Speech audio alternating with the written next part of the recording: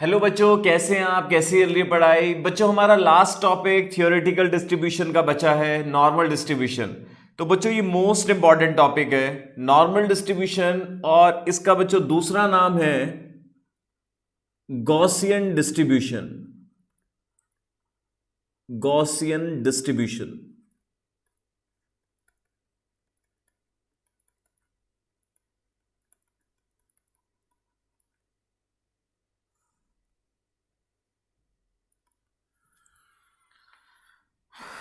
ये mathematician Gauss ने दिया है, उसी के नाम पर है। मैं अभी थ्योरी आप लोगों को पढ़वाऊंगा, जिससे कि आप लोगों को पता लग जाएगा कि पूरा नाम क्या है।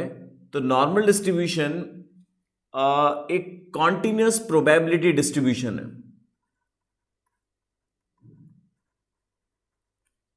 Continuous probability distribution. बाकी अब तक जो हमने पढ़ा था बच्चों, बाइनोमियल और पॉइजन, वो बच्चों डिस्ट्रीब्यूशन तभी अप्लाई होता है जब वेरिएबल क्या हो, डिस्क्रीट। ठीक है, दोनों के बच्चों हमने बाइनोमियल के और पॉइजन के मास फंक्शन पढ़े थे। मैं आपके सामने लिख देता हूं, बाइनोमियल और पॉइजन, ये दोनों डिस्ट्रीब्यूशन बच्चों तभी अप्लाई होते हैं, बाइनोमियल और पॉइजन।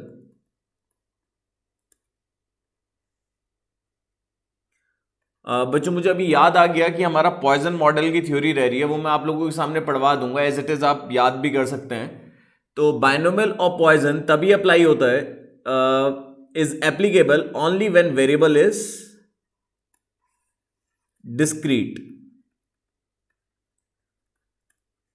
डिस्क्रीट के बारे में आप लोगों को पता ही है, जैसे जिसमें प्रोबेबिलिटी जो है वो मास पॉइंट्स में डिस्ट्रीब्यूट हो सकती हो। क्लियर है? मतलब sum of all probabilities at mass points अगर 1 के बराबर है तो वो वेरिएबल डिस्क्रीट है। तो दोनों के मास फंक्शन पढ़े हुए हैं हमने, रिवीजन के लिए हल्का सा थोड़ा सा आइडिया दे रहा हूं। Probability of getting R success in N trials, binomial में क्या था, NCR P to the power R Q to the power N minus R. R की वैल्यू 0 से लेकर कहां तक जाएगी बच्चों, up to number of trials. ये तो बाइनोमियल के लिए था। पॉइजन के लिए बच्चों क्या फॉर्मूला पड़ा था, प्रोबेबिलिटी मास फंक्शन का। ये दोनों मास फंक्शन ही है, e to the power minus lambda, lambda to the power r upon factorial r. Exam में ये क्वेश्चन पूछते हैं कि डिस्क्रीट प्रोबेबिलिटी डिस्ट्रीब्यूशन कौन से हैं, तो आपका जवाब होगा बाइनोमियल और पॉइजन। कॉन्टिन्यूस प्रोबेबिलिटी डिस्ट्रीब्यूशन कौन सा है बच्चों, आपका जवाब होगा बच्चों नॉर्मल। और एक बात और, पॉइजन और बाइनोमियल में डिफरेंस करके भी पूछ सकते हैं। दोनों ही डिस्क्रीट प्रोबेबिलिटी डिस्ट्रीब्यूशन है, हमें पता है। ठीक है, दोनों ही डिस्क्रीट प्रोबेबिलिटी डिस्ट्रीब्यूशन है, but binomial distribution is a bi parametric distribution having parameter n and p. Poisson is a uniparametric distribution having parameter lambda, मतलब np। ठीक है, तो ये भी डिस्क्रीट बाय पैरामीट्रिक डिस्ट्रीब्यूशन बच्चों क्या होता है, कौन उसका नाम क्या है, बाइनोमियल। और डिस्क्रीट यूनिपैरामीट्रिक प्रोबेबिलिटी डिस्ट्रीब्यूशन कौन सा है बच्चों, पॉइजन। क्लियर है इतना? अब कॉन्टिन्यूस प्रोबेबिलिटी डिस्ट्रीब्यूशन बच्चों थोड़ा टाइम दीजिएगा, एकदम से आप ये नहीं सोचिएगा कि समझ नहीं आ रहा। एक बारी पूरी क्लास हो जाए, फिर आपको मैं श्योर कर देता हूं कि आपको ये टॉपिक बहुत बहुत ही अच्छा लगेगा, बहुत ही अच्छा। तो पेज नंबर स्टडी मटेरियल का बच्चों 17.19 ये खोल लीजिए। इसमें थोड़ी सी बातें हम लोग पढ़ लेते हैं। जैसे एक बात और, इसमें ना क्या होगा कि जैसे डिस्क्रीट प्रोबेबिलिटी डिस्ट्रीब्यूशन में मास पॉइंट्स होते हैं, इसमें मास पॉइंट्स नहीं होंगे। जैसे हाइट का डाटा हो गया, वेट का डाटा हो गया। क्लियर है? तो हाइट जो होगी बच्चों 160 से 161 के बीच में भी बहुत सारे बच्चों की हाइट हो सकती है। क्लियर है? ये बात आप ध्यान रखना। तो यहां पर मास फंक्शन नहीं पढ़ेंगे हम। ठीक है, यहां पर भी एक फंक्शन होगा जो हमें प्रोबेबिलिटी देगा। तो यहां जो फंक्शन होगा बच्चों उसे डेंसिटी फंक्शन बोलेंगे। ठीक है, तो ये बात ध्यान रखना, मास फंक्शन तो बाइनोमियल और पॉइजन में होता है, कॉन्टिन्यूस प्रोबेबिलिटी डिस्ट्रीब्यूशन में बच्चों डेंसिटी फंक्शन होता है। ठीक है, तो थोड़ी सी थ्योरी पढ़ते हैं। Page number 17.19 study material, the two distribution discussed so far, namely binomial and Poisson, are applicable when random variable is discrete.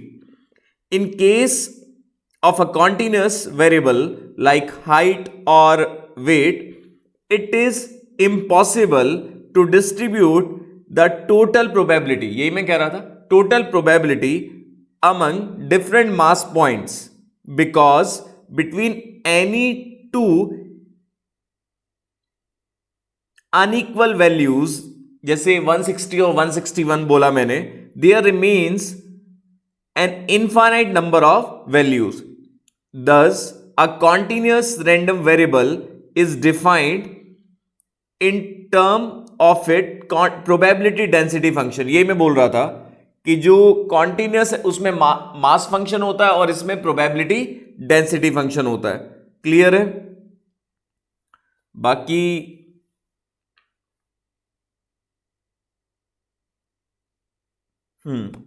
ये जो बीच का पॉइंट है, ये इंटीग्रल वाला, ये मैं आप लोगों को बताऊंगा क्या होता है. ऐसा नहीं है, उसमें तो जो क्या बोलते हैं बच्चों, मास पॉइंट्स में डिस्ट्रीब्यूट हो जाती है प्रोबेबिलिटी, तो उसमें ऐसा फंक्शन बनता है P0 plus P1 plus P2 and so on up to Pn किसके बराबर होगा बच्चों, 1 के. और इंडिविजुअल प्रोबेबिलिटी जो होगी बच्चों वो 0 से बड़ी होगी. ठीक है, ये बनता है डिस्क्रीट में. कॉन्टिन्यूस में डेंसिटी फंक्शन होता है, तो इसमें सिर्फ मास पॉइंट्स में प्रोबेबिलिटी का सम 1 नहीं होगा, क्योंकि बिटवीन टू मास पॉइंट्स बहुत सारी वैल्यूज पॉसिबल हैं. ठीक है, उसके बाद the most important and universally accepted continuous probability distribution. ठीक है, उस डिस्ट्रीब्यूशन का नाम है बच्चों नॉर्मल डिस्ट्रीब्यूशन. ठीक है, और फिर मैथमेटिशियन के नाम दिए. मैनी मैथमेटिशियन क्या क्या, like de Moivre, Laplace etcetera, contributed towards the development of normal distribution. ठीक है, उसके बाद एक और नाम दिए, Carl Gauss was instrumental for deriving normal distribution, and such normal distribution is also referred to as Gaussian distribution. तो कार्ल गॉस के नाम पर ये आपका गॉसियन डिस्ट्रीब्यूशन नाम रखा गया है. नॉर्मल डिस्ट्रीब्यूशन का दूसरा नाम बच्चों क्या है, गॉसियन डिस्ट्रीब्यूशन.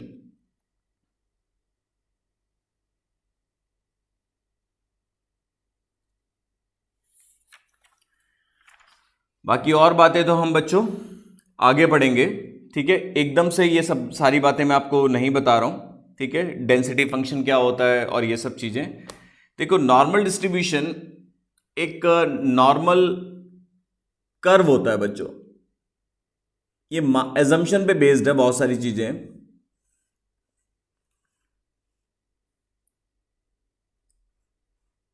ये ऐसे बनता है बच्चों नॉर्मल डिस्ट्रीब्यूशन कर्व.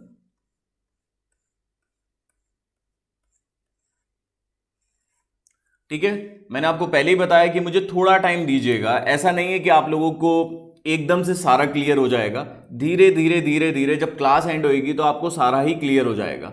ठीक है, तो ये नॉर्मल, जैसे आपको मैं थोड़ा सा आइडिया दूं, जब डिस्क्रीट प्रोबेबिलिटी डिस्ट्रीब्यूशन का आप ग्राफ बना रहे थे बच्चों, तो 0 सक्सेस के चांस कुछ इस टाइप से आप दिखा रहे थे, 1 के चांस इस टाइप से, तो आप एक वर्टिकल लाइन खींचते थे प्रोबेबिलिटी के लिए. बट यहां पर डेंसिटी है. ठीक है ना, तो बिटवीन टू मास पॉइंट्स भी बहुत सारी प्रोबेबिलिटीज बच्चों होंगी. क्लियर है, बिटवीन टू मास पॉइंट्स भी बहुत सारी पॉपुलेशन का पार्ट उसके बीच भी लाई करेगा. क्लियर है, बहुत सारे बच्चों की हाइट 160 और 161 के बीच में भी लाई करेगी. नॉर्मल डिस्ट्रीब्यूशन कर्व कुछ इस एजम्पशन पे बेस्ड है कि जो मीन है, ज्यादातर वैल्यूज जो हैं बच्चों वो मीन के आसपास लाई कर रहे हैं. ठीक है, मतलब मीन के आसपास कोई वैल्यू लाई करे उसकी प्रोबेबिलिटी बहुत ज्यादा है. देखो, ये जो हाइट जा रही है ना बच्चों, ये प्रोबेबिलिटी के लिए है. ठीक है, बट सिर्फ यही हाइट नहीं है, इसके क्लोज में भी बहुत सारी हाइट्स हैं. समझ गए ना, तो इसलिए डेंसिटी है बच्चों. सॉरी,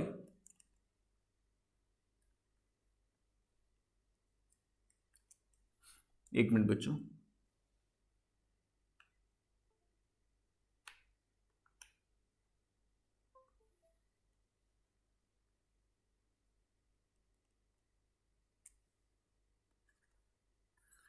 हाँ, तो मैं बता रहा था कि बीच में भी बहुत सारे बच्चों की हाइट होगी 160 और 161 के बीच में भी। तो ये डेंसिटी है बच्चों। ये बेल शेप्ड कर्व होता है नॉर्मल, जैसे घंटे की शेप नहीं होती बच्चों, वैसे ही शेप होती है, बेल शेप्ड।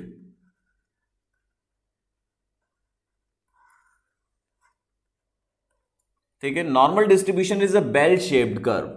ठीक है, नॉर्मल डिस्ट्रीब्यूशन जो है उसका जो शेप है बच्चों वो क्या है, बेल शेप्ड है। बेल की शेप में ये ड्रॉ होता है ग्राफ। क्लियर है, इसमें तो कोई डाउट नहीं है किसी बच्चे को। ठीक है, मैं दोबारा बता देता हूं, थोड़ा स्केच में प्रॉब्लम आ गया था। ये रहा बच्चों हमारा नॉर्मल कर्व। ये किसी भी राइट या लेफ्ट साइड इंक्लाइन नहीं होता, सिमेट्रिकल होता है। सिमेट्रिकल का मतलब है सेंटर से सिमेट्रिकल होता है। ठीक है, मान लो क्लास में बच्चों की जो एवरेज हाइट आई है, मान लो 165 सेंटीमीटर आई है। बट जरूरी तो नहीं है हम ये देखो, क्वेश्चन में ना ये लिखा होता है कि मैं आपको पहले ही बता रहा हूं कि जो डाटा है ना वो नॉर्मली डिस्ट्रीब्यूटेड है। नॉर्मली डिस्ट्रीब्यूटेड का मतलब है कि ज्यादातर वैल्यूज जो हैं वो मीन के काफी क्लोज हैं।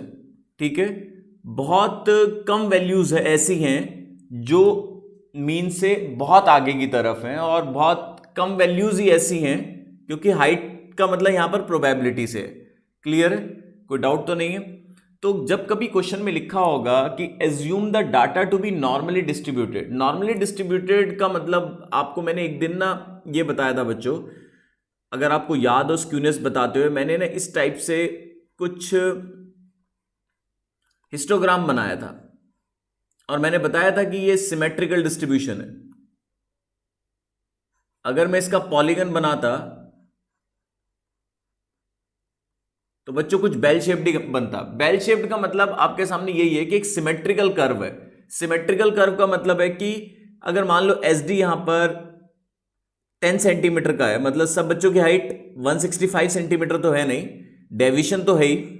ठीक है ना, तो 165 से 10 ऊपर और 10 नीचे भी जा सकती हैं वैल्यूज, क्योंकि डेविएशन है।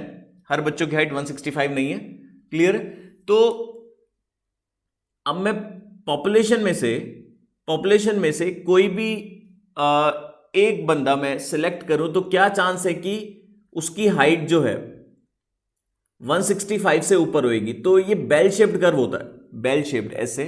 ठीक है, सिमेट्रिकल डिस्ट्रीब्यूशन होता है।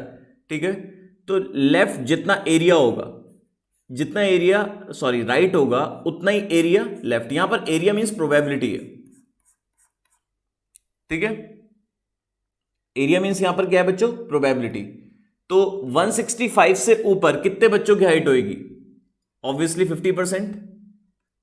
और 165 सेंटीमीटर से नीचे कितने बच्चों की हाइट होगी, ये भी 50%। क्लियर, कोई इसमें कंफ्यूजन? तो नॉर्मल डिस्ट्रीब्यूशन बच्चों क्या होता है, एक बेल शेप्ड कर्व होता है। ठीक है, और क्वेश्चन में हमें दिया जाता है कि एज्यूम द डाटा, ऐसे लिखा होता है assume the data to be normally distributed।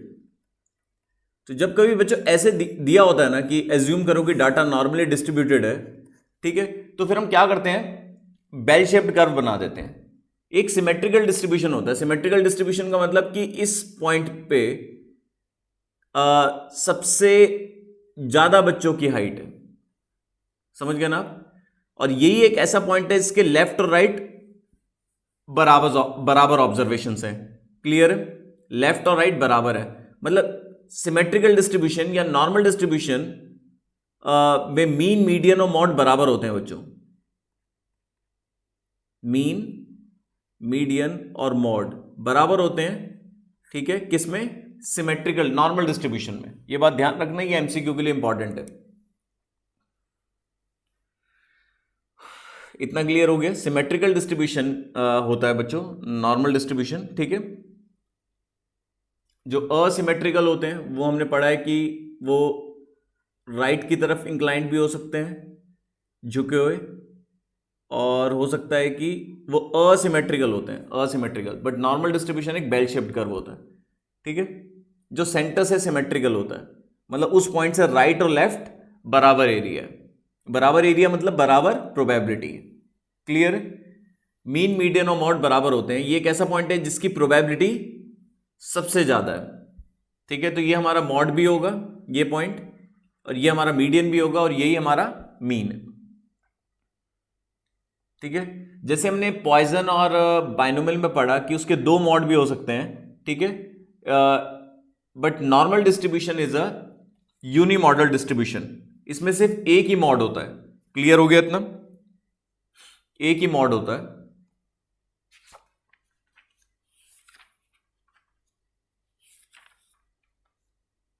कोई कंफ्यूजन बच्चों इतना?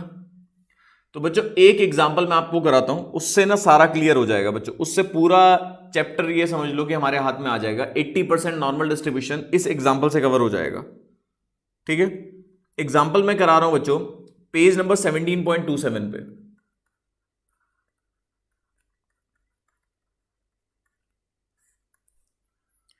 पेज नंबर 17.27 पे बाई चांस एग्जांपल नंबर भी क्या है? 17.27।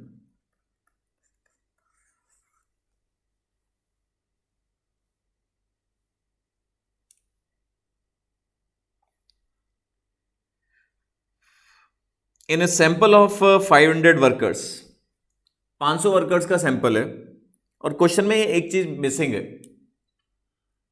एक तो हमें क्या दिया हुआ है?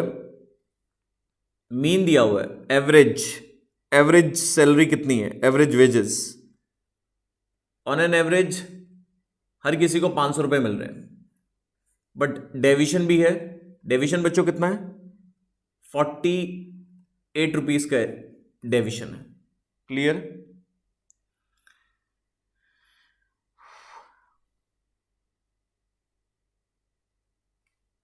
क्वेश्चन में ये चीज मिसिंग है, आप लोग ऐड कर लें। Assume the data to be normally distributed, ये नोट कर लें। जब कभी ऐसा लिखा होगा तो वेरिएबल हमारा क्या है बच्चों? वेजेस का डाटा है, ठीक है। और वेजेस का डाटा नॉर्मली डिस्ट्रीब्यूटेड है, तो हम बेल शेप्ड कर्व बनाएंगे।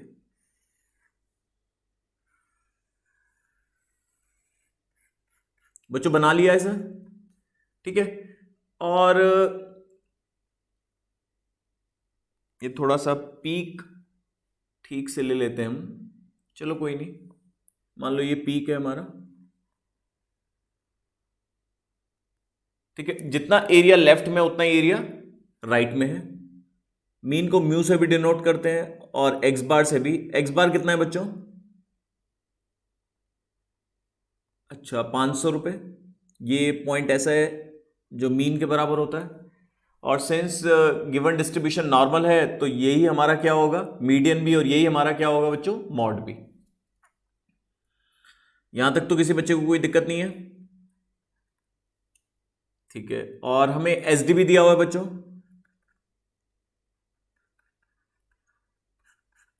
48 रुपीज का एसडी है। अब आपसे क्या पूछ रहे हैं? Find the number of workers, ऐसे कितने वर्कर्स हैं। अगर क्वेश्चन में ये पूछते हैं आपसे कि ऐसे कितने वर्कर्स हैं, कॉमन सेंस पे बेस्ड है, ऐसे कितने वर्कर्स हैं जो 500 से ऊपर वेजेस ले रहे हैं, सोच समझ के जवाब देना। सिंस गिवन डिस्ट्रीब्यूशन नॉर्मल है तो एवरेज से ऊपर वेजेस लेने वाले लोग कितने होंगे? 50%, ठीक है ना, 50%। एवरेज से नीचे वेजेस लेने वाले लोग कितने होंगे? ये भी 50% होंगे, ठीक है ना।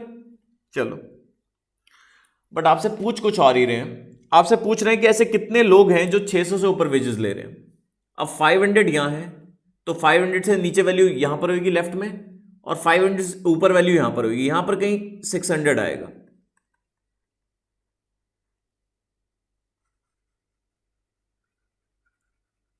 ₹600 वेजेस लेने वाले तो इतने लोग हैं, ये प्रोबेबिलिटी है। बट हमें ये बताना है कि 600 से ऊपर वेजेस लेने वाले, ये एरिया बताना है। Area means probability, area means probability. अब ये एरिया बच्चों मैं कैसे बताऊंगा कि 600 से ऊपर वेजेस लेने वाले लोग कितने हैं। अब प्रॉब्लम मेरे पास ये है बच्चों कि मुझे ये तो पता है कि 600 से ऊपर वेजेस लेने वाले लोग 50% से कम है, क्योंकि ये टोटल एरिया तो 50% है। अब ये एरिया पता कैसे लगेगा? देखो, हर डिस्ट्रीब्यूशन अलग अलग टाइप का होगा। कोई वेजेस का डाटा होगा, तो कोई हाइट का डाटा होगा, कोई वेट का डाटा होगा, ठीक है। तो हर डिस्ट्रीब्यूशन के लिए टेबल आपके पास अलग टाइप की अवेलेबल नहीं होगी।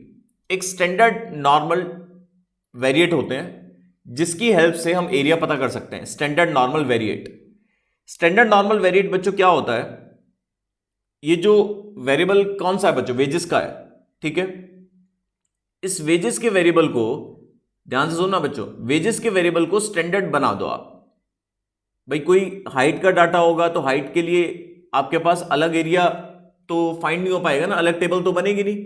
तो अगर ये वेरिएबल x है तो एक z वेरिएबल ले आओ,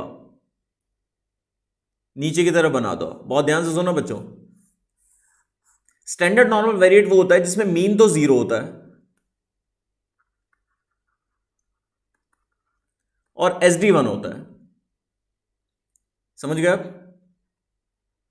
SD 1 होता है। तो ये 1 का गैप हुआ, ये 2 का गैप हुआ, तो ये -1 का गैप हुआ, ये -2 का। तो लेफ्ट और राइट से तो बच्चों एरिया बराबर होता है। बहुत ध्यान से सुनना, एक मिनट। एक्चुअल में बच्चों क्या होता है कि हर डाटा अलग अलग होता है, ठीक है। अब एग्जाम में आपके पास हिंट अवेलेबल होगा जिसकी हेल्प से आप क्या फाइंड कर पाएंगे? ये एरिया मींस प्रोबेबिलिटी, ठीक है। अभी आपको ये तो पता है कि 500 से ऊपर वेजेस लेने वाले लोग 250 हैं, क्योंकि गिवन डिस्ट्रीब्यूशन नॉर्मल है। पर 600 से ऊपर वेजेस लेने वाले लोग कितने हैं? जितने भी स्टैंडर्ड नॉर्मल कर्व होते हैं बच्चों, उसके लिए ये स्टैंडर्ड नॉर्मल वेरिएट यूज होता है एरिया पता करने के लिए। स्टैंडर्ड नॉर्मल वेरिएट, ठीक है। अब ये जो गैप है बच्चों, इस 1 पे एरिया हमारे पास होता है, इस 2 पे एरिया होता है बच्चों, क्लियर है। तो ये जो गैप है 1 का गैप मतलब क्या हुआ कि मीन 0 और SD 1 के बराबर का गैप, ठीक है। तो 1 पे हमारे पास एरिया होता है बच्चों, 2 पे एरिया होता है, हमारा टेबल होती है बच्चों, एरिया टेबल होती है, वहां से पता लग जाता है। मतलब जब 1 SD का गैप हुआ, जब 2 SD का गैप हुआ, तब भी हमारे पास है। अब यहां पर ये गैप कितना है? गैप कितना है? 600 - 500, 100 का गैप है। बट ये कितने SD के बराबर है? SD हमारा 48 है। SD हमारा बच्चों क्या है? 48। अगर मान लो ये 600 ना होके 548 होता, तो 548 - 500, 48 1 SD के बराबर होता। मतलब 48 जो है वो 1 के बराबर है। तो 1 किसके बराबर है? 1/48। और ये गैप कितना है? तो 100 किसके बराबर हो गया? कितने SD के बराबर? तो बच्चों ये फॉर्मूला बन गया हमारा। बच्चों ये फॉर्मूला बन गया हमारा। क्या फॉर्मूला बना? ये हमारे इस तरीके से हमें मेहनत करने की जरूरत नहीं है। हमारे पास एक फॉर्मूला होता है Z का, Z पता करने का। मैं आपके सामने, Z मतलब एक वेरिएबल होता है जिसकी हेल्प से हम एरिया पता करते हैं। x minus mean upon SD, याद रहेगा बच्चों? x minus mean upon SD याद रहेगा बच्चों? बताओ।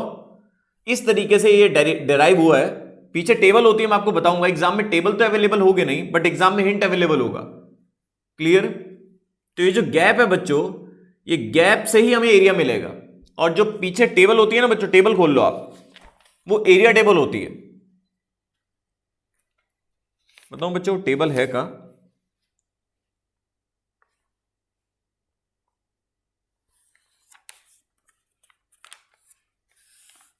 ये बच्चों आपके स्टडी मटेरियल अपेंडिक्स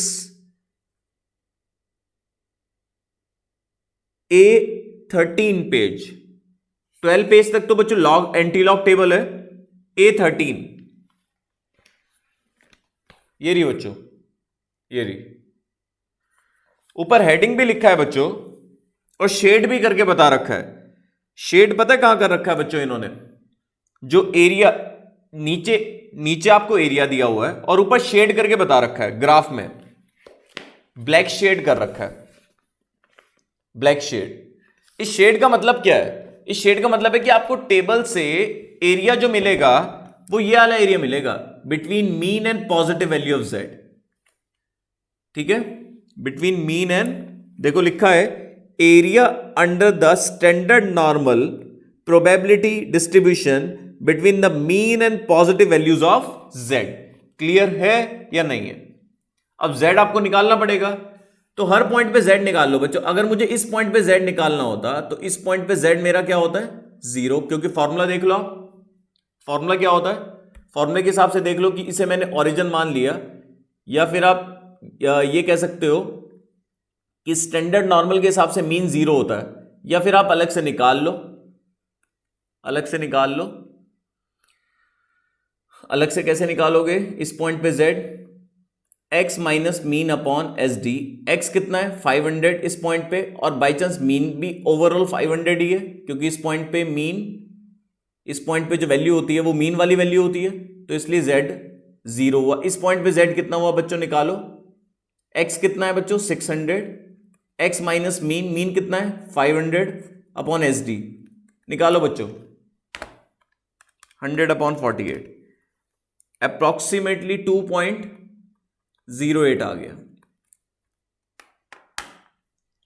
अब 2.08 टेबल पे आओ बच्चों, टेबल पे आओ। 0.0 टेबल पे आओ, टेबल पे आ गए हम। टेबल कहां से स्टार्ट कर रखा है? 0.0, 0.01, 0.02, इस टाइप से। मुझे क्या चाहिए? 2.08 पे एरिया, तो 2 पे आओ, 2 पे गए, 2.0, 2.0, 2.01, 2.02, 2.08, 2.08, 00, 2.01, 02, 03, 04, 05, 06, 07, 08, सेकेंड लास्ट 0.4812 बच्चों, ये रहा 0.4812। तो 2.08, इसलिए मुझे एरिया के लिए ना बच्चों जो z की वैल्यू चाहिए होती है वो पॉइंट के बाद 2 डिजिट तक चाहिए होती है अप्रॉक्स करके। तो between mean and positive value of z बच्चों ये एरिया आ गया, ये एरिया हो गया 0.4812, लगभग लगभग 48%। आप समझ रहे हैं? तो लगभग लगभग 500 और 600 के बीच वेजेस लेने वाले लोग कितने हैं बच्चों? लगभग 48%।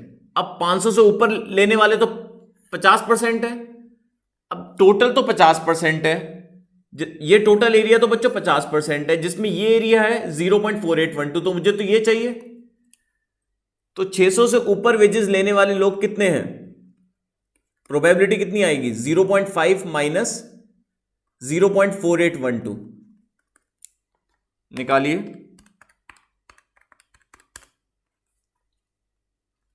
0.0188, 0.0188, इतना क्लियर हो गया? तो पॉपुलेशन में से मैं एक बंदा पिक करूं तो क्या चांसेस हैं? ध्यान से सुनना एक मिनट। पॉपुलेशन में से एक बंदा पिक करूं तो क्या चांसेस हैं कि उसकी वेजेस 600 से ऊपर होगी? लगभग लगभग 1.8%। ठीक है, मतलब 500 में इतने प्रतिशत लोग 600 से ऊपर वेजेस ले रहे हैं। तो नंबर ऑफ एक्सपेक्टेशन यही है, मतलब सिंस डाटा नॉर्मली डिस्ट्रीब्यूटेड है तो हम ये बता सकते हैं ऑन द बेसिस ऑफ, अंदाजन है, मतलब नंबर ऑफ पर्संस जो कितनी वेजेस ले रहे हैं। क्या है क्वेश्चन बच्चों?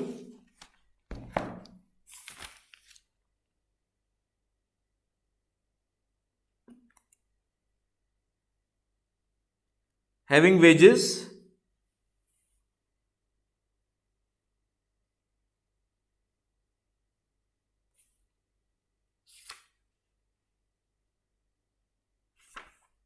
more than 600।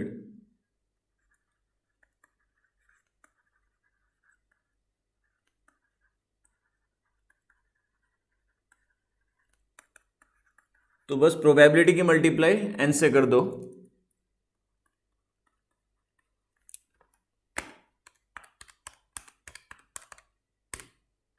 9.4, अप्रोक्सीमेटली 9। 9 लोग ऐसे हैं जो कितना एक्सपेक्टेशन है हमें कि 600 से ऊपर वेजेस ले रहे होंगे। सिंस ये डाटा नॉर्मली डिस्ट्रीब्यूटेड है तो ऐसा होने का चांस है।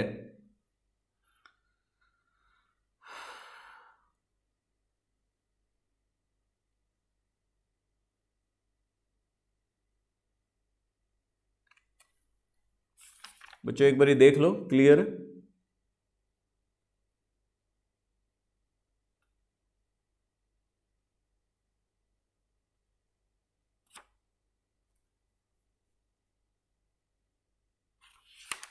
नेक्स्ट है 450 से नीचे वेजेस लेने वाले लोग। अब 450, जब 500 यहां है तो 450 कहीं यहां पर होगा बच्चों, बताइए। मैं दूसरा मार्कर यूज करता हूं, एक मिनट।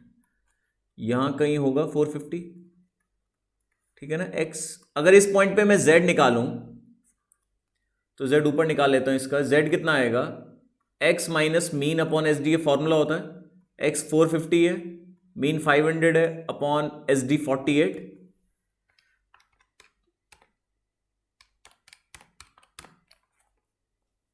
माइनस 1.04। वो जो माइनस से फर्क नहीं पड़ता, माइनस से फर्क नहीं पड़ता। z की वैल्यू इस पॉइंट पे कितनी आई बच्चों, माइनस 1.04। सिंस जितना जो गैप माइनस 1.04 पे जो एरिया लेफ्ट में बैठेगा वही एरिया राइट में बैठेगा।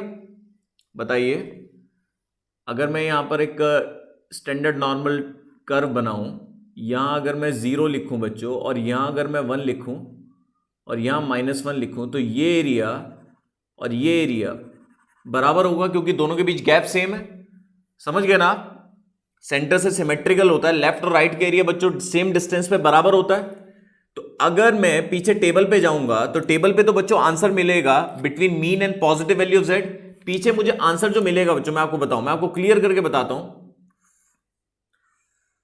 अगर ऐसा बेल शेप्ड कर्व है और यहां पर मैं कौन सी वैल्यूज ले रहा हूं बच्चों, यहां अगर मैं z की वैल्यू 0 है, यहां z की वैल्यू 1.04 है, और यहां z की वैल्यू -1.04 है, पीछे टेबल से ये एरिया मिलेगा और ये सेम एरिया होगा।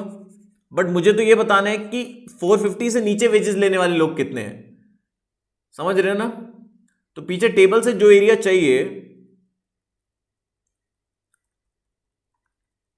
वो तो ये चाहिए, बट डायरेक्टली ये मिलेगा नहीं। लेफ्ट का एरिया टोटल 0.5 है, तो पहले पीछे टेबल से ये पता करो 1.04 पे एरिया कितना है। 1 पे आओ, 1.0 पे, 1.00, 1.01, 02, इस टाइप से 1.0, 0, 01, 02, 03, 04। तो बच्चों 1.04 पे एरिया कितना आया, 0.3508। मतलब 450 और 500 के बीच लोग वेजेस लेने वाले कितने हैं, लगभग 35%। बट हमें तो यह बताना है कि 450 से नीचे वेजेस लेने वाले लोग, इक्वालिटी बहुत कम होती है प्रोबेबिलिटी यहां पर डेंसिटी फंक्शन में, इसलिए इग्नोर भी कर लो। तो टोटल एरिया तो 0.5 है लेफ्ट का, उसमें से ये माइनस कर दो। 500 से नीचे वेजेस लेने वाले लोग कितने हैं, मैं आपको ऐसे भी बता देता हूं। 500 से नीचे वेजेस लेने वाले लोग कितने हैं, 0.5, और 450 से 500 के बीच 0.3508। तो इसमें से ये माइनस कर दो तो 450 से नीचे वाले आएंगे नहीं आएंगे। तो ये प्रोबेबिलिटी आ गई लगभग 14% लोग, 15% ही मान लो इंटू 100 करके, तो 15% टोटल पॉपुलेशन में ऐसे हैं जो उस रेंज में वेजेस ले रहे हैं। तो रिक्वायर्ड आंसर क्या हुआ, तो जो भी प्रोबेबिलिटी आई बच्चों उसकी मल्टीप्लाई किससे कर दोगे आप, 500 से। तो इसकी मल्टीप्लाई बच्चों 500 से कर दो तो 74.6, अप्रोक्सीमेटली 75 लोग ऐसे हैं तो बच्चों एग्जाम में टेबल अवेलेबल नहीं होगी, ये हिंट हमारे पास होंगे, तो हिंट से हम अपने रिक्वायर्ड इंफॉर्मेशन ले लेंगे।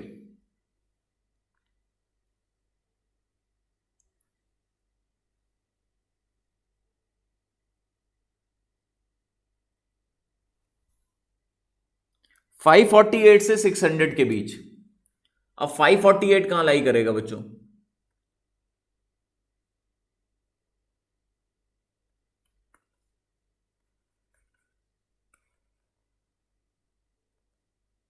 यहां x बच्चों 548 है। अब ये एरिया चाहिए बच्चों, ये एरिया कैसे आएगा? देखो अब बहुत ध्यान से सुनना, 500 से 600 के बीच वेजेस लेने वाले लोग हमने पहले पार्ट में निकाले थे, वो कितने थे बच्चों? 0.4812 था। अब ये एरिया तो पता है हमें, ये एरिया ध्यान से देखना, 500 से 5 वो 600 के बीच, ठीक है। अब 548 पे z निकाल लो, एट 548 z कितना होगा? x कितना है? 548 माइनस मीन कितना है? 500 अपॉन एस डी, तो 48 अपॉन 48 1 आ गया इस पॉइंट पे z। तो पीछे टेबल से 1 पे एरिया देखो आप, एक बारी मैं थोड़ा सा इसे ग्राफ को अलग से भी बना देता हूं जिससे दिक्कत ना आए। यहां z 0 था, यहां z हमारा 1 है, और यहां z कितना था पहले पार्ट में? 2.08, ठीक है। ये एरिया हमारे पास है बच्चों, ये टोटल एरिया कितना था हमारा? ये एरिया था बच्चों हमारा 0.4812, ये टोटल, ठीक है। और 1 पे एरिया निकाल लो आप, 1 पे बच्चों एरिया कितना आ रहा है?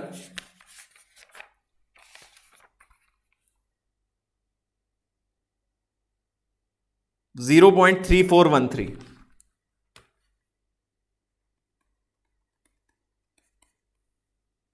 ठीक है, 0.3413। अब बहुत ध्यान से सुनना बच्चों, अब मैं आपको बताता हूं ये एरिया कौन कौन से हैं।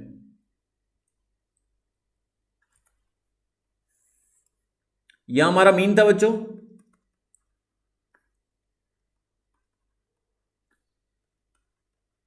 $500 और 600 के बीच वेजेस लेने वाले लोग लगभग 48% है, ये निकाला था हमने पहले पार्ट में, between mean and positive value of Z.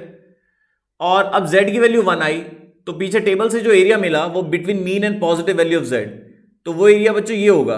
ये एरिया कितना था हमारा? 0.3413। अब इसमें से ये माइनस कर दो, तो 548 से 600 के बीच वेजेस लेने वाले लोग कितने हैं?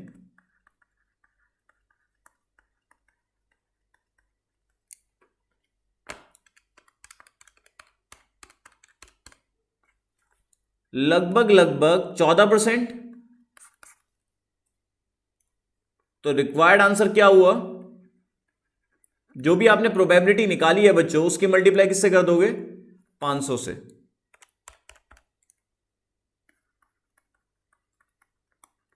लगभग 70 लोग ऐसे हैं जो इस रेंज में वेजेस ले रहे हैं। क्लियर हुआ या नहीं हुआ बताइए बच्चों? बच्चों हमें पीछे देखना है, जिस पॉइंट पे जो जो पॉइंट्स आ रहे हैं, जैसे 548 आया, ठीक है, 548 पे हमने z निकाला, तो कौन सा एरिया आया? Between mean and positive value of z, ये वाला एरिया आया बच्चों, ठीक है। और पहले 600 पे निकाला था, तो ये, तो इसमें से ये माइनस कर दिया, तो बीच वाला एरिया आ गया, ये वाला है। क्लियर हुआ या नहीं हुआ?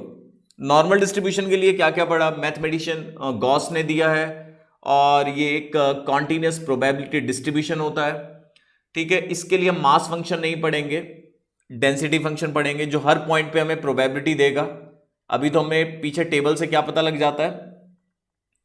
अच्छा एक बात और, आपने क्या चीज नोटिस करी कि हमें मीन और एसडी से पूरा डिस्ट्रीब्यूशन, पूरा एरिया में पता लग जाता है।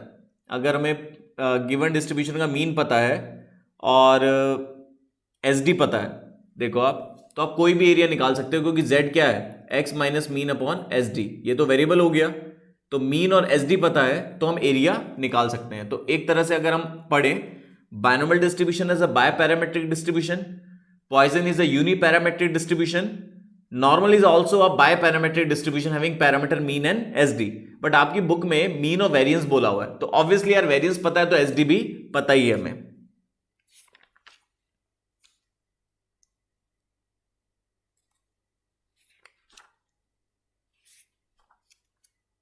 इतना क्लियर हुआ? तो स्टडी मटेरियल के क्वेश्चंस और करते हैं, अभी पूरा डिटेलिंग रहेगी, मतलब चल ही रही है काम, तो अभी काफी हद तक मैं एक्सपेक्ट कर रहा हूं कि क्लियर हो गया होगा। अब जैसे अब देखो, मैं स्टडी मटेरियल के कौन सा क्वेश्चन करवा रहा हूं आपको, मैं 15 क्वेश्चन करवाऊंगा बच्चों आपको। मैं चाहूंगा कि मेरे से पहले आप सेट सी का 15 क्वेश्चन करिए।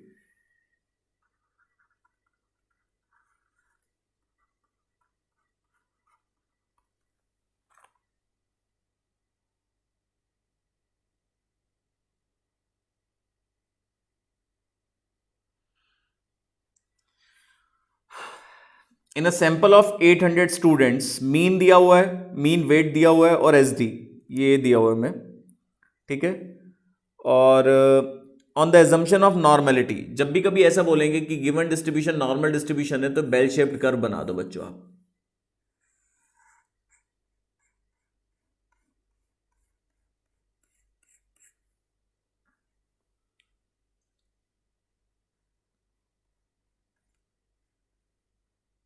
लेफ्ट और राइट एक तरह से मिरर इमेज है, ठीक है। मीन कितना दिया हुआ है बच्चों में, नंबर ऑफ वर्कर्स, तो वर्कर्स कह रहा हूं बच्चों, एक मिनट, नंबर ऑफ स्टूडेंट्स 800 है, और मीन वेट या म्यू ये हमें क्या दिया हुआ है, और एस डी दिया हुआ है बच्चों 20 kgs। अगर ये वेरिएबल एक्स है तो यहां मीन आता है और म्यू ये हमारा 50 है। अब आपसे पूछ क्या कह रहे हैं, आपसे कह रहे हैं कि ऐसे कितने स्टूडेंट्स हैं जिनका वेट 46 और 62 के बीच में है। तो 46 बच्चों कहां लाई करेगा, यहां पर,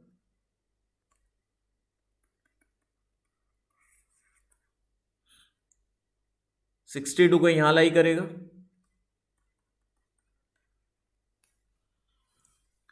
आपसे ये सारा एरिया पूछ रहे हैं, एरिया मींस प्रोबेबिलिटी।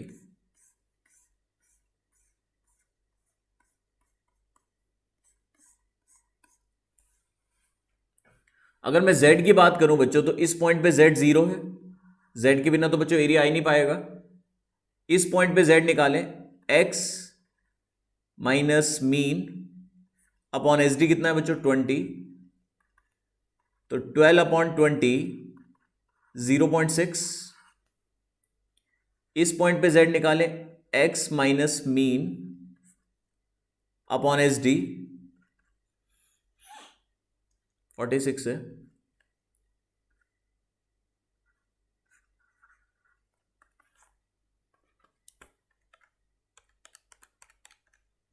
(0.2 माइनस के, ठीक है। तो जो z इज इक्वल टू, देखो 0.2 माइनस का आ रहा है, ये कोई दिक्कत नहीं है। अगर मैं ये देखूं तो ये 0.2 माइनस की z की वैल्यू है, और इधर कहीं 0.2 टेबल में जाके 0.2 पे एरिया देखोगे तो ये एरिया मिलेगा। तो ये सेम टू सेम एरिया इसका भी होगा, ठीक है। अब हमें हिंट क्या दिया हुआ है, 0 से 0.6 तक का एरिया है 0.2257। z इज इक्वल टू 0 से 0.6 तक का एरिया कितना है, 0.2257, ये एरिया। और z इज इक्वल टू 0 से 0.2 तक का एरिया, वो ये वाला एरिया बच्चों, ये वाला एरिया कितना दिया, और जो एरिया राइट का है वही लेफ्ट का है, तो कितना एरिया, 0.0793।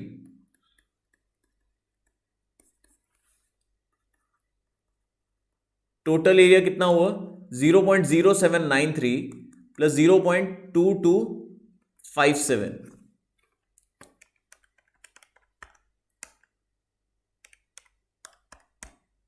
टोटल एरिया आ गया बच्चों 30.5। तो क्या चांसेस हैं कि 46 और 62 के बीच में बच्चों का वेट होगा, तो टोटल पॉपुलेशन का कितने परसेंट बच्चे इस रेंज में वेट ले रहे हैं? लगभग इतना 30% मान लो आप। तो रिक्वायर्ड आंसर क्या हुआ? जो भी प्रोबेबिलिटी है इसकी मल्टीप्लाई किससे करोगे बच्चों? 800 से। 244, 244 बच्चे ऐसे हैं जिनका वेट 46 से 62 के बीच में। इतना क्लियर हो गया सभी बच्चों को?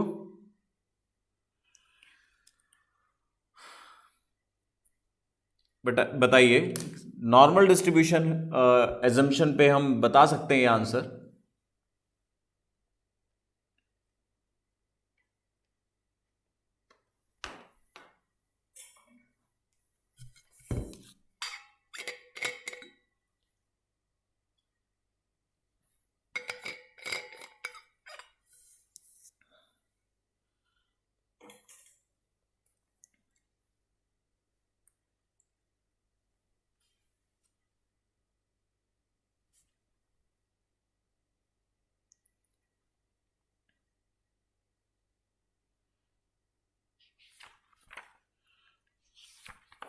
बच्चों कभी कभार ना हमें ना एक हिंट्स वगैरह अवेलेबल होते हैं इसके, मैं आपको पहले बताऊं।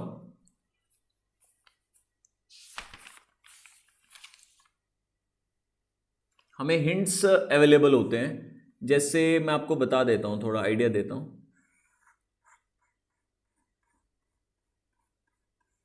जैसे ये नॉर्मल डिस्ट्रीब्यूशन कर्व है, हिंट्स हमें बच्चों अवेलेबल होते हैं इस टाइप से। फाई समथिंग, फाई होता है बच्चों क्यूमुलेटिव प्रोबेबिलिटी।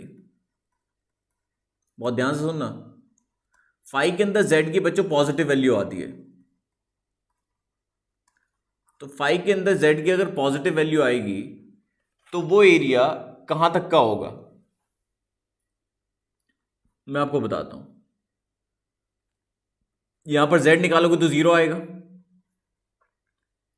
यहां पर जेड निकाला आपने 1, तो यहां पर इसका एरिया तो आया पीछे टेबल से ये। बट अगर आपको 5 1 दिया होगा बच्चों, तो वो टोटल लेफ्ट तक का एरिया होगा सारा। तो अगर सिर्फ उसे राइट टेल का चाहिए, तो अगर एग्जाम में 5 1 दिया होगा तो बच्चों आंसर होगा 0.8413। ये बात ध्यान रखना, ठीक है? तो 5 का मतलब बच्चों क्या होता है? Cumulative probability.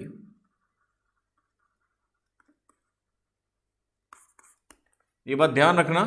ये आपको कहां दिया होगा थ्योरी? थ्योरी बच्चों ये दी हुई है पेज नंबर 17.21 पे। अभी जो ऊपर की बातें हैं वो तो आप छोड़ दो, ठीक है? अगर 5x दिया हुआ है, x का मतलब यहां पर अगर जो भी 5 के अंदर होगा z की वैल्यू, तो वो लेफ्ट तक का सारा एरिया होगा क्यूमुलेटिव। तो उसे क्यूमुलेटिव डिस्ट्रीब्यूशन फंक्शन बोलते हैं। अगर 5 की फॉर्म में दिया हुआ है हमें, 5 की फॉर्म में कोई भी फंक्शन दिया हुआ है प्रोबेबिलिटी का, तो अगर उसमें हम वो पॉइंट रखते हैं तो हमें कौन सा एरिया मिलेगा? लेफ्ट तक का सारा एरिया मिल जाएगा। क्लियर? लेफ्ट तक का हमें सारा एरिया मिल जाएगा। इतना क्लियर हुआ या नहीं हुआ?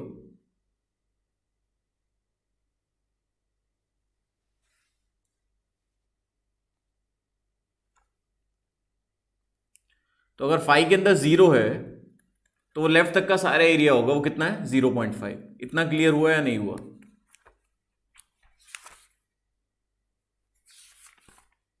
ठीक है, धीरे धीरे मैं आगे बढ़ रहा हूं बच्चों, ऐसा नहीं है एकदम से सारी बातें नहीं बताऊंगा। पहले थोड़ा ब्रेक लेता हूं कुछ सेकंड्स का। फिर अब कौन सा करना चाहिए हमें? एक्सरसाइज सेट सी का एक क्वेश्चन करा। अब एग्जांपल पेज नंबर 17.28, 28 नहीं बच्चों 26।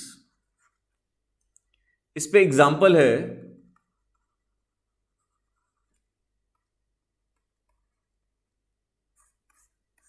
17.24। दिया हुआ x फॉलोज नॉर्मल डिस्ट्रीब्यूशन। चलो बेल शेप्ड कर्व बना देते हैं।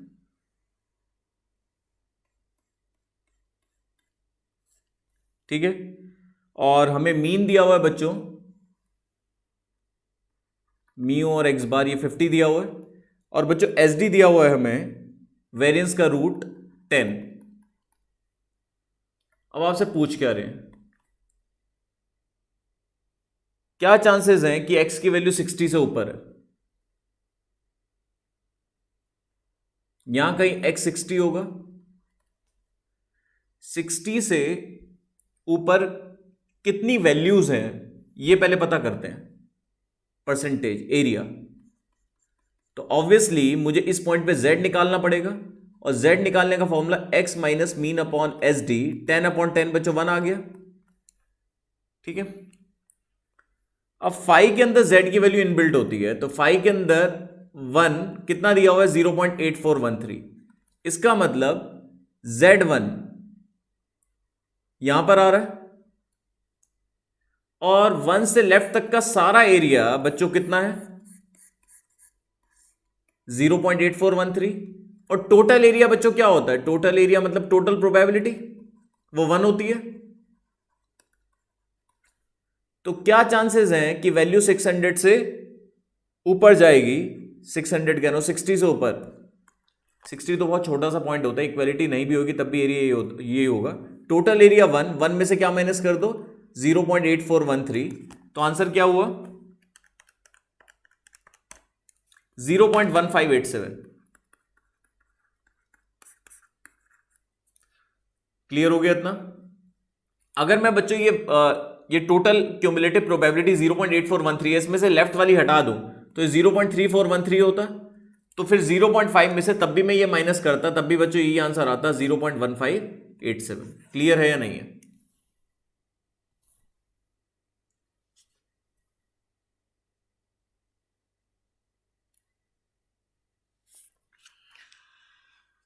मैं आगे पीछे करके एग्जांपल करा रहा हूं तो कोई बच्चा कंफ्यूज नहीं हुए, क्योंकि कॉन्सेप्ट तो वही चल रहा है, इससे कोई फर्क नहीं पड़ेगा।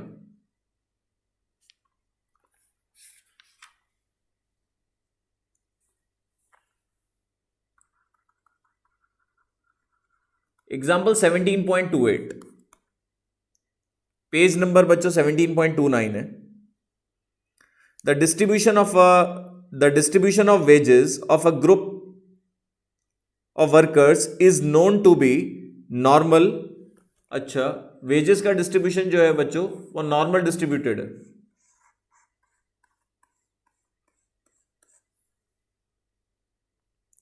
मीन हमें दिया हुआ है बच्चों 500,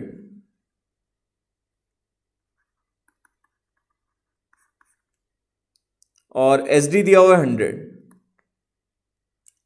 अच्छा, इस बारी क्या दिया हुआ है, ये दोनों बातें दी हुई हैं। इस बारी एक इंफॉर्मेशन ये है, if the wages of 100 workers in the group, 100 workers की वेजेस 430 से नीचे है, तो 500 यहां है तो 430 कहीं यहां होगा। 430 से नीचे नंबर ऑफ वर्कर्स, कितने वर्कर्स हैं जो 430 से नीचे वेजेस ले रहे हैं, ये 100 वर्कर्स हैं। इस बारी बच्चों ये आंसर दिया हुआ है, इस बारी ये आंसर दिया हुआ है, और आपसे पूछ रहे हैं कि टोटल वर्कर्स कितने हैं। अब ये कैसे पता करेंगे? अगर मैं इस पॉइंट पे z निकालूं तो x minus mean upon S D, 430 minus 500 upon 100, तो माइनस 0.7 आ रहा है। यही अगर मैं यहां पर z निकालूं तो z यहां पर कोई 0.7 होगा, उतने गैप पर, उतना ही गैप मतलब यहां 70 का गैप है, वहां 70 आगे चले जाओ, तो जो एरिया ये होगा वही एरिया ये होगा, तो आप ये एरिया निकाल लो ना। तो पीछे टेबल से पहले ये एरिया पता लगेगा, ये एरिया पता करें 0.7 पे एरिया कितना है।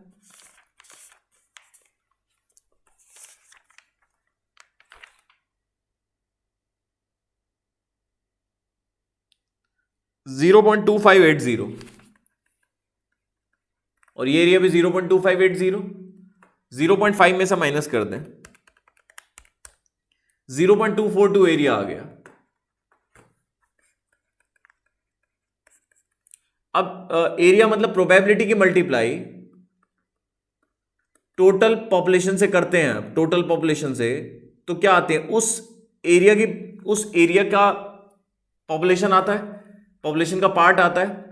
भाई आप देखिए, प्रोबेबिलिटी की मल्टीप्लाई टोटल से करते हैं तो ये पता लगता है ना कि 430 से नीचे वेजेस लेने वाले कितने लोग हैं, जो कि क्वेश्चन में 100 दिया हुआ है, तो n निकाल लो। तो divide by 100 divide equals to लगभग लगभग बच्चों 413 आ गया। 413 लोग हैं अप्रॉक्स, 413 वर्कर्स हैं। हमेशा क्या होता था बच्चों, ये दिया होता था, ये हम निकालते थे और ये हमें फाइंड करना होता था। इस बार ये दिया हुआ, ये निकालना है। तो ठीक है ना बच्चों, क्लियर है?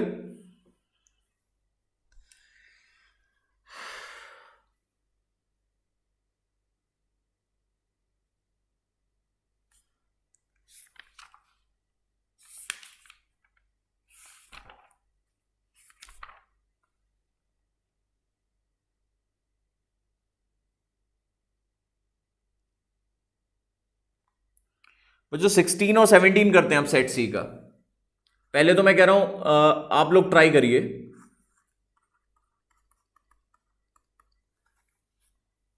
16 और 17 कर रहे हैं हम।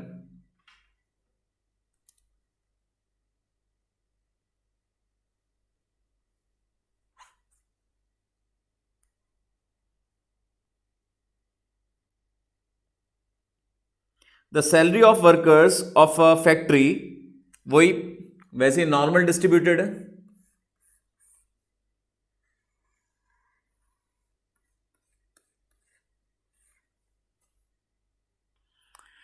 ये 2 क्वेश्चन कराने के बाद ये क्लास ओवर कर दूंगा, फिर एक और क्लास छोटी सी बनाऊंगा जिसमें टॉपिक खत्म कर दूंगा। ठीक है, ऐसा करने वाला हूं मैं। इस क्लास के 2 क्वेश्चंस के बाद थोड़ा आप रिवाइज भी कर लोगे। तो एवरेज कितना दिया हुआ है बच्चों? एवरेज सैलरी 100 है। एक बार पढ़ लेते हैं हम, एवरेज 100 ही है या एसडी है?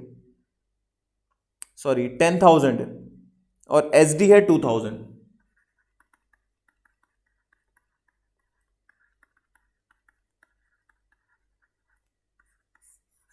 ये दिया हुआ है।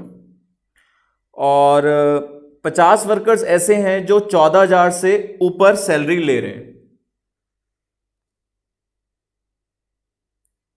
यहां कहीं एक्स 14,000 आएगा, ये 50 दिया हुआ है, टोटल हमें पता नहीं है। तो अगर इस पॉइंट पे z निकालो बच्चों, आप लोगों को पता है इस पॉइंट पे z कैसे निकालते हैं? x minus mean, mean 10,000 upon S D 2,000, 4,000 upon 2,000, 2 आ गया z। तो इस पॉइंट पे z 0 होता है, इस पॉइंट पे z हमने 2 निकाल लिया। 2 पर एरिया कितना है?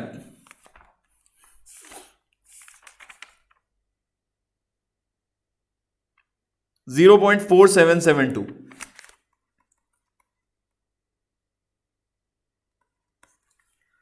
तो 14,000 से ऊपर वेजेस लेने वाले लोग परसेंटेज में कितने हैं, या प्रोबेबिलिटी कितनी है? 0.5 माइनस 0.4772,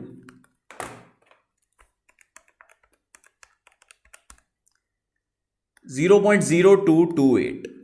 अब इस प्रोबेबिलिटी की मल्टीप्लाई किससे करते हैं बच्चों?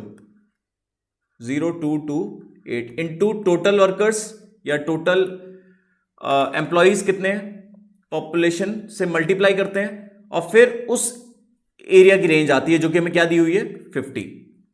तो यहां से n निकाल लीजिए, 50 डिवाइड बाय 0.0228, लगभग 2192.98, 2193 अप्रॉक्स आ गया बच्चों। इतना क्लियर हो गया?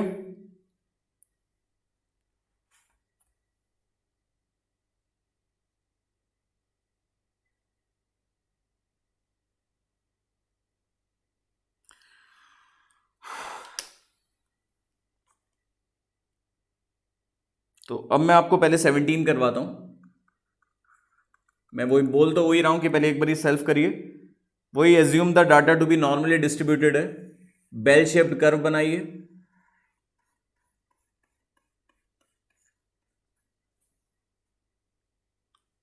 मीन हमें कितना दिया हुआ है?